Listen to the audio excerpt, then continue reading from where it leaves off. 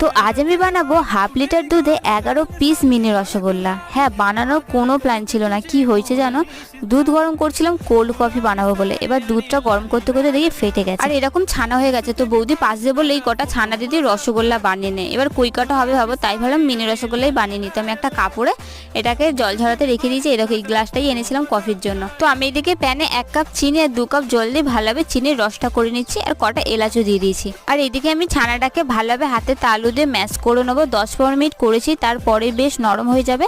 আর এরকম ছোট ছোট আমি রসগোল্লার শেপ দিয়ে দিয়েছি এরকম ভালো ভালো করে। আর দেখতে হবে কোথাও যেন ক্র্যাক না থাকে। এবার এদিকে চিনির রসটা ভালোভাবে ফুটে গেছে। তো আমি একটা একটা রসগোল্লা দিয়ে একটু ভালোভাবে নাড়িয়ে আমি এটাকে ঢাকা দিয়ে দেবো। আর 10 থেকে 15 মিনিট এটাকে ভালোভাবে ফুটিয়ে নেবো। তারপরেই আমি এটাকে চিনি জলে সারা রাত ভিজিয়ে রেখেছিলাম ফ্রিজে। তারপরে দেখো কি সুন্দর ফুলো ফুলো রসগোল্লা হয়ে গেছে আর বেশ স্পঞ্জি হয়েছিল, তোমরা দেখেই বুঝতে পারবে। আর তোমাদের ভিডিও ভালো লাগলে ফলো ফর মোর।